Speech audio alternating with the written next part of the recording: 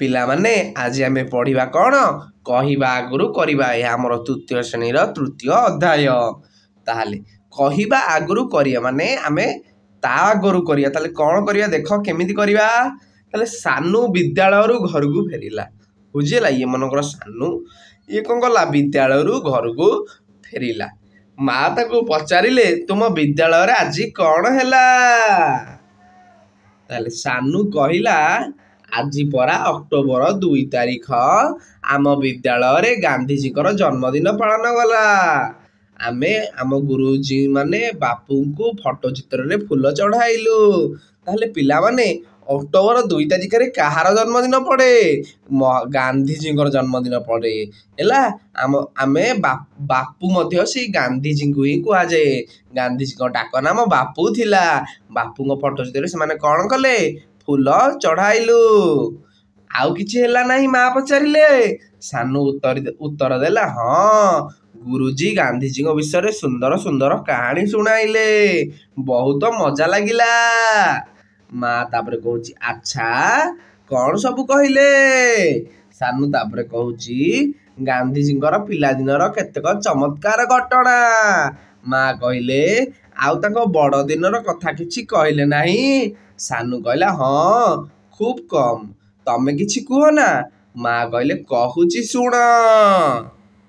ତାହେଲେ ମା କହୁଛନ୍ତି ଗାନ୍ଧିଜୀଙ୍କର କ'ଣ ବଡ଼ ଦିନର କଥା। ମା କାହାଣୀ ଆରମ୍ଭ କଲେ। ସାନୁ ଶୁଣିବାକୁ ଲାଗିଲା। ଥରେ ଗାନ୍ଧିଜୀଙ୍କ ପତ୍ନୀ କସ୍ତୁରବା ବେମାରରେ ପଡ଼ିଲେ। ତାହେଲେ ଗାନ୍ଧିଜୀଙ୍କ ପତ୍ନୀଙ୍କ ନାମ ହେଲା କସ୍ତୁରବା। ସିଏ ବେମାରରେ ପଡ଼ିଲେ। ହେଲା, ଔଷଧ ପତ୍ରରୁ କିଛି ବି ସୁଫଳ ମିଳିଲା ନାହିଁ। ଔଷଧ ପତ୍ର ଯେତେ ଖୁଆଇଲେ ମଧ୍ୟ ତାଙ୍କ ଦେହ ଭଲ ହେଲା ନାହିଁ। ଗାନ୍ଧିଜୀ ଚିନ୍ତିତ ହୋଇ ପଡ଼ିଲେ। ସେ ପୁସ୍ତକରୁ ପଢ଼ିଥିଲେ ଯେ ବେମାରରେ ପଡ଼ିଥିବା ଲୋକ ଲୁଣ ନ ଖାଇଲେ କିଛିଟା ଉପକାର ପାଏ। ହେଲା, ତାହେଲେ ମନେ ରଖ, ବେମାରରେ ପଡ଼ିଥିବା ଲୋକ ଲୁଣ ନ ଖାଇଲେ କିଛିଟା ଉପକାର ପାଏ। ତେଣୁ ସେ ଏହି ଉପଦେଶଟି କସ୍ତୁରବାଙ୍କୁ ଦେବା ପାଇଁ ମନସ୍ଥ କଲେ।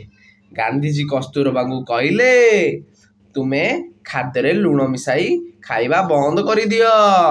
ତାପରେ ହେଲା, କସ୍ତୁରବା କହୁଛନ୍ତି, ଲୁଣ ବିନା ଖାଦ୍ୟ ତ ସୁସ୍ୱାଦୁ ଲାଗେ ନାହିଁ। ଲୁଣ ବିନା କ'ଣ ଖାଦ୍ୟ ଖାଇ ହୁଏ?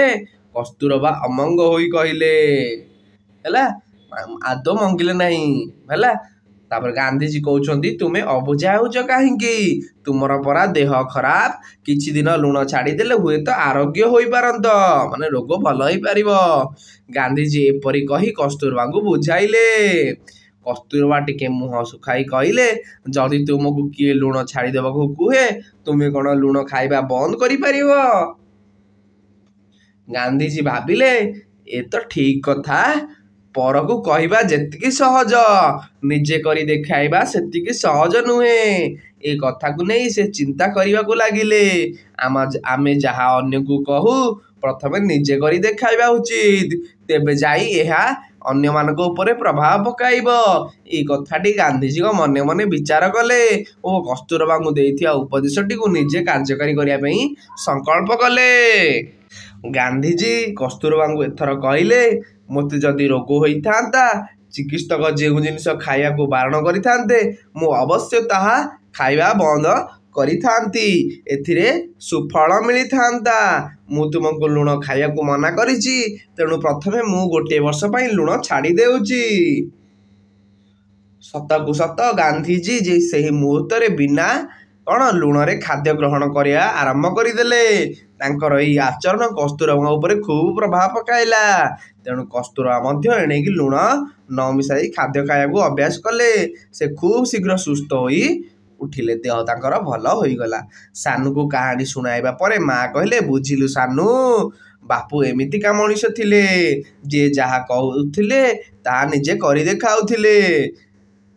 ସେଥିପାଇଁ ସ୍ୱାଧୀନତା ସଂଗ୍ରାମ ବେଳେ ଗାନ୍ଧିଜୀଙ୍କ ସହିତ ସମଗ୍ର ଦେଶ ଲୋକ ଏକଜୁଟ ହୋଇ ଚାଲିଥିଲେ। ତାହେଲେ ଏ ବିଷୟରୁ ଆମେ କ'ଣ ଶିଖିଲେ?